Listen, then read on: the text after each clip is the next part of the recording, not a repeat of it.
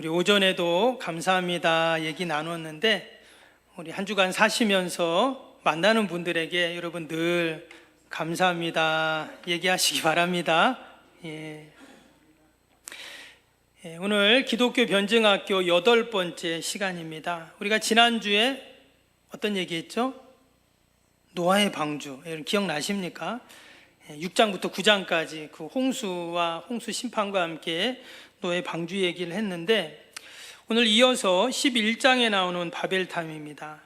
노아의 방주도 참 미스테리한 게 많다 했어요. 그런데 이 바벨탑도 노아의 방주 못지 않습니다. 근데 중요한 것이 뭐냐면, 여러분 과연 바벨탑이 어떻게 생겼을까요? 어떻게 생겼을까요? 한번 사진 한번 보여주실래요? 오늘 가까운 경주에 가면 있죠? 뭡니까? 석가탑, 다보탑. 지금 바벨탑이라고 했잖아요. 그러니까 과연 이런 모습일까? 또 다른 모습. 이것은 익산에 있습니다. 이게 지금 그림에는 이렇게 안 보이지만 제가 예전에 한번 가봤는데 엄청 큽니다. 그 미륵사지 5층 석탑이라고 해서 한쪽이 이제 이렇게 무너졌는데, 과연 이런 모습일까? 또 다른 사진 볼까요? 이거 뭐 같아요? 이탈리아에 있는 약간 기울어진 피사의 사탑이라고 있잖아요. 그 탑입니다. 과연 바벨탑이 이렇게 생겼을까? 또 다음 사진 한번 보여줄까요? 혹시 이 그림 보신 적 있으세요? 이 그림? 이 그림이 1500년도에 네덜란드의 피테르 브레헬이라는 화가가 그린 그림인데, 뭘 그렸냐면 바벨탑을 그린 거예요. 이분이 이 바벨탑 말고도 한 2개 정도 바벨탑을 또 그렸다고 합니다. 그런데 지금 이 바벨탑을 뭐처럼 그렸냐면, 여러분 다 아시겠지만 로마의 콜로세움이라고 이렇게 보면 약간 이렇게 한쪽이 무너져가지고 옛날 거기서 무슨 원형 경기장처럼 그런 거 있잖아요. 그렇죠? 로마에 가면 그 모양으로 이제 그렸다는 거예요. 왜냐? 그만큼 바벨탑이 웅장하고 거대한 모습을 표현하기 위해서 이렇게 그렸다는 겁니다. 근데 이제 중요한 건 뭐냐면, 성경에 바벨탑이 어떻게 생겼는지를 안 적어놨어요. 그러니까 지금 이 바벨탑에 대한 그림들은 다 사람들이 이제 상상해낸 거예요. 어떻게 생겼는지 모릅니다. 그냥 바벨탑을 지었다고만 말하지 어떻게 생겼는지 모르기 때문에 이제 그것이 이제 신비하다라는 겁니다. 우리가 홍수 심판을 통해서, 노아의 홍수 심판을 통해서 하나님께서 이 노아의 가족들을 다 구원하셨어요. 그리고는 어떻게 했습니까? 창세기 1장에 생육하고 번성해 땅에 충만하라, 그 말씀을 이제 이 노아의 가족이 이루죠. 그래서 이 10장에 보면 뭐가 나오냐면 노아의 족보가 나오는데, 원래는 이제 노아의 가족이 8명이잖아요. 근데 그 8명이 어느 정도 시간이 지나가지고 엄청 많아집니다. 집에 가서 꼭 읽어보세요. 10장에 보면 이름이 쫙 나옵니다. 그 말은 이제 노아의 가족이 엄청 번성을 했다는 거예요. 그리고 또 오늘 함께 읽었던 이 11장에도 보면요, 1절부터요 우리가 읽은 요 앞부분 있잖아요. 요 이제 그 11장 앞부분 9절까지를 빼고 나서 여러분 10절부터요 또 다시 족보가 나와요. 셈의 족보, 데라의 족보, 계속 족보 얘기가 나와요. 그러니까 10장에 족보가 나오고, 또 지금 읽었던 1절부터 9절 다음에 또 족보가 나오고, 그 중간에 이 바벨탑 사건이 기록됐습니다. 무슨 말일까요? 연관이 있다는 말이에요. 우리가 성경에서 이 족보가 많이 나오잖아요. 신약도 처음에 시작할 때 족보가 나옵니다. 이것은 단순히 옛날 사람들의 이름을 나열한 게 아니라 바로 하나님께서 어떻게 한 가족, 한 종족, 한 민족을 통해서 하나님이 역사하셨는가를 사실 기록해 놓은 거예요. 우리도 집에 가면 족보 있으시죠? 족보 있나요? 옛날에는 막 족보 다 있었잖아요. 그렇죠? 없는 사람 막 사다가 놓고 막 그렇게 됐는데, 저도 어느 날 저희 집안 족보가 있더라고요. 저희 집에 있는 건 아니고 이제 어른들이 갖고 있는 족보가 있더라고요. 진짜 족보인지 뭐 만든 건지 산 건지는 잘 모르겠는데, 거기에 보니까 옛날 할아버지들 이름부터 쫙 있어요. 제 이름도 있고. 근데 그 족보를 딱 보니까 뭔가 그런 마음이 있잖아요. 내가 그냥 이 땅에 그냥 혼자 딱 있는 게 아니구나. 이 옛날부터 이 어르신들 그리고 우리의 가족들이 가문이 쫙 이렇게 와서 내가 지금 이 자리에 있구나. 이 마음이 좀 달라지더라고요. 이 성경도 마찬가지. 굳이 성경에 이 족보를 계속 이렇게 쓴 이유는 하나님께서 그들을 통해 그 가문을 통해 가족들을 통해 어떠한 일들을 계속 이루어 가시는가를 보여주는 거예요. 그래서 성경에서 족보는 없어서는 안 됩니다. 사실 우리가 성경 읽다 족보 나오면 어떡하죠? 하다 넘어가죠. 안 그런가요? 예, 많이 그러는데 원래는 중요한 거예요. 그런데 마치 10장에서 족보가 쭉 나오다가 또 11장에 족보가 나와야 되는데 중간을 뭔가 딱 끄는 것 같은 사건이 바벨탑 사건이에요. 그런데 실제로 이 바벨탑 사건은요, 한 가족, 한 가문, 한 종족이 어떻게 돼요? 다 흩어지는 일이 일어나게 됩니다. 이 바벨탑 사건을 통해서. 원래는 그냥 노아의 가족이 계속 가는 거예요. 그래서 온 인류가 지금 인류가 몇 명입니까? 지구 인구가 한 지금 80억 정도 돼요. 근데 옛날부터 치면 얼마나 많은 사람들이 있었겠어요. 그런데 원래 한 노아의 가족으로부터 시작이 됐다는 말인데 이 바벨탑 사건이 그것을 딱 파해버리는 거예요. 과연 이 바벨탑 사건이 뭔가, 그리고 그 사람들을 다 한 종족을 다 흩트는 방법이 뭐였어요? 언어의 혼잡이었어요. 언어의 혼잡. 그러니까 이전에는 여러분 한 가족이니까 어때요? 같은 말을 썼겠죠. 같은 말을 쓰고 아무리 사람이 많아도 같은 가문이고 같은 종족이면 같은 말 쓰는 거잖아요. 그렇죠? 근데 이 바벨탑 사건 이후부터 말이 달라져요. 여러분 지구상에 지금 언어가 7,100개가 있다고 합니다. 뭐 영어, 일어, 뭐 우리가 아는 독일어, 뭐 스페인어 이런 거 불어 이랬잖아요. 이거 외에도 7,100개나 언어가 있대요. 별로 놀라지도 않으시네. 우리는 지금 한국말만 하는데 이렇게 언어가 많아요. 왜 이렇게 언어가 많아졌을까 하는 거예요. 그게 참 희한하죠. 한 몇 가지 된다고 하면 이해가 되는데 너무 많아요. 많아도. 그러면 왜 이렇게 많은가? 다 흩어져 사니까 뭐 언어가 다른가? 여러분 그렇지도 않아요. 우리 옛날에 일제강점기 때 우리나라 사람들 어때요? 일본이 저기 만주, 시베리아 막 그냥 다 유배시켰잖아요. 그래서 그 사람들 조선족 또는 뭐 고려인 이렇게 말하는데 거기 지금 후손들이 살고 있죠? 근데 여러분 그 사람들이요? 한국말을 한단 말이에요.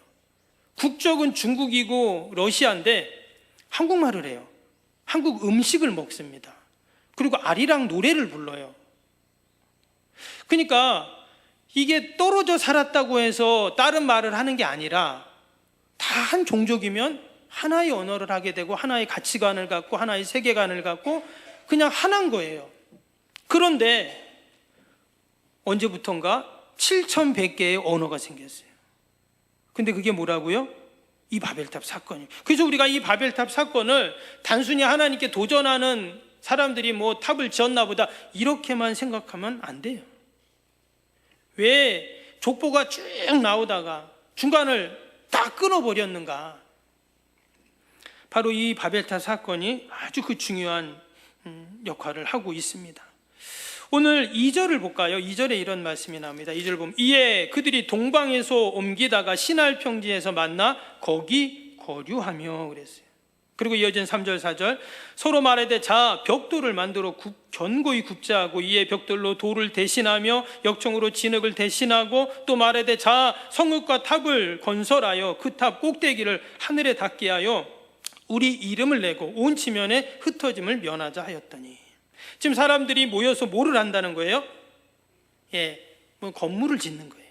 뭐 탑이라고 나왔지만 성읍 탑을 건설하자 이렇게 지금 말했어요.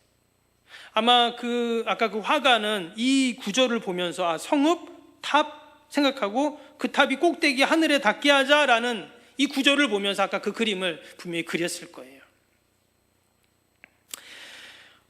근데 이 그림을 그린, 이 탑을 쌓은 것에 아주 그 중심이 됐던 사람들이 있어요. 그러니까 누군가 이거 지금 얘기한 거잖아요. 그리고 같이 모여서 짓자 이렇게 한 거죠. 근데 이걸 누가 했냐? 밑에 그 10장에 보면 9절 10절에 이런 말씀이 나옵니다. 보시면 그가 여호와 앞에 용감한 사냥꾼이 되었으므로 속담에 이르기를 아문은 여호와 앞에 니므롯 같은 용감한 사냥꾼이로다 하더라. 그의 나라는 시날 땅의 바벨과 에렉과 악깃과 갈레에서 시작되었으며 그랬어요. 여기 보면 바벨이라는 단어가 나옵니다. 근데 이 사람들이 뭐냐? 니므롯이라고 했어요. 그 뜻이 뭐냐면 용감한 사냥꾼 이런 이제 뜻입니다. 이 사람들이 과연 어디서 나타나가지고 그 용맹스러운 사람들인데 사람들에게 야 우리가 성읍과 탑을 짓자 저 하늘에 닿게 하자 이랬다는 거예요. 그런 사람들이 이제 바벨탑을 지은 거예요. 근데 10장에 보면 이 사람들이 누구냐면 노아의 아들 중에 함이라는 아들이 있어요. 함 알죠? 저주받은 아들인데 그 아들 가운데 구스라는 아들이 있어요. 근데 그 구스의 아들 가운데 니므롯이라는 아들이 있어요. 결국 함의 족속 가운데 나온 한 사람이에요. 근데 우리가 아는 것처럼 여러분 지금 성경에 나오는 이 족보는 셈의 족보입니다. 노아, 셈 쭉 나간 족보인데 함의 족보는 다른 족보예요. 하나님께 저주받고 아버지의 수치를 가리지 않고 도리어 드러내고 그렇게 하나님께 저주받았던, 그런데 그 함의 자손 중에 이 니므롯이라는 아들이 있는데 그가 이 바벨이라는 지역에서 그들이 모여 살면서 그들로 시작해서 이 바벨탑을 지었다는 거예요. 그 유대학자인 요세푸스의 유대 고대사를 보면 니므롯에 대한 내용이 나옵니다. 거기에 보면 아주 이 니므롯은 용맹스러운 사냥꾼이었다고 나오고 바로 그 신할 평제 대제국을 만들었다고 해요. 그때 이 바벨탑을 지었다 이렇게 이제 이야기를 합니다. 오늘 읽었던 내용처럼 바벨탑을 지은 이유는 딱 하나입니다. 뭐예요? 하늘에 닿는 탑을 성을 만들자는 거예요. 그러면 왜 그렇게 했을까요? 이전에 노아 홍수라는 어마어마한 일이 있었잖아요. 그 사람들은 그걸 늘 생각을 합니다. 하나님은 더 이상 무지개를 보여주면서 홍수 심판 없다고 하셨지만 사람 마음속에는 어때요? 그 트라우마가 있는 거예요. 계속 그 이야기를 들었을 거예요. 노아 홍수 얘기를 들었을 겁니다. 그래서 생각해낸 게 뭐라고요? 하늘에 닿는 탑을 만들면 아무리 비가 와도 거기 안에 있으면 괜찮다는 거잖아요. 결론은 인간이 교만해진 것입니다. 하나님과 같아지려고 하고 하나님이 있는 곳에 가려고 하고.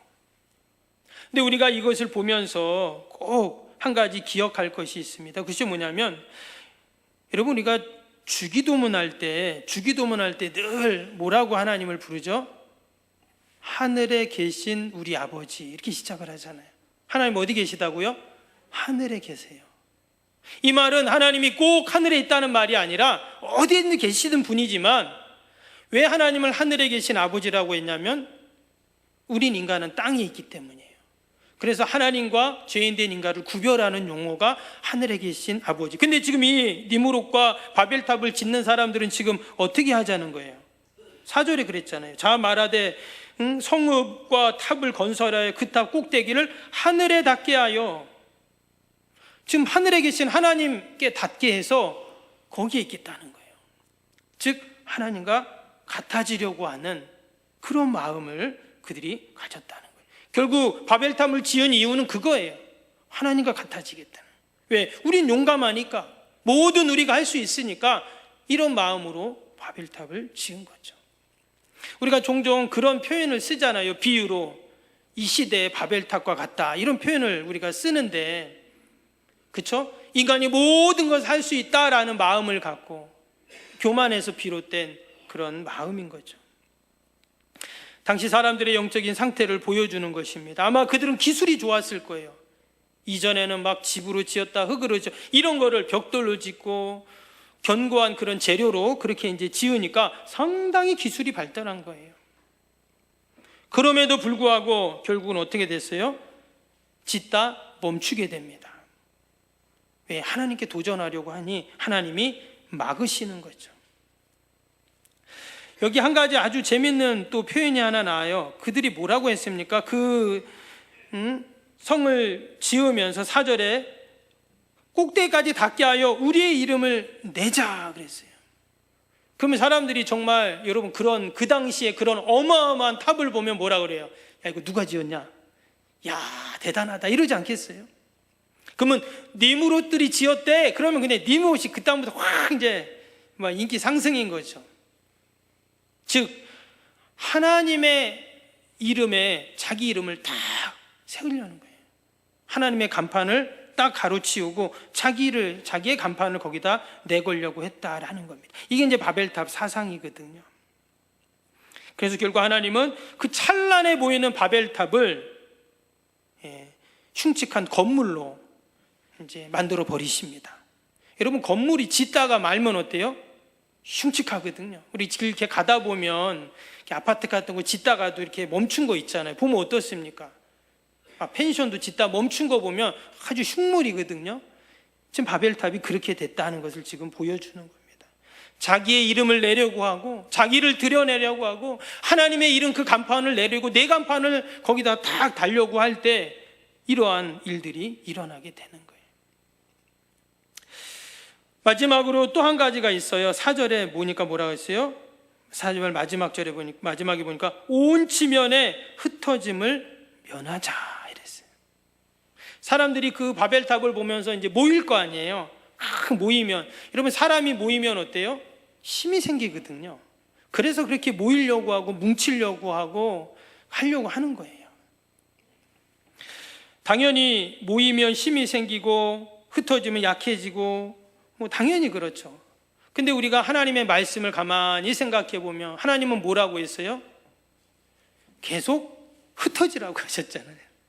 생육하고 번성하고 땅에 충만하려면 여기에만 있으면 안 되고 계속 흩어지고 퍼져 나가야 되는 겁니다. 그런데 바벨탑을 지어서 더 이상 흩어지지 않고, 즉 하나님 말씀대로 하지 않고 자기들끼리 모여가지고 있겠다는 거예요. 하나님이 원하시는 뜻이 아니었죠. 결국 그들의 언어를 다양한 언어로 만드셔서 서로 말이 되는 사람끼리 이제 다 흩어지게 된 사건이 바로 이 바벨탑 사건입니다.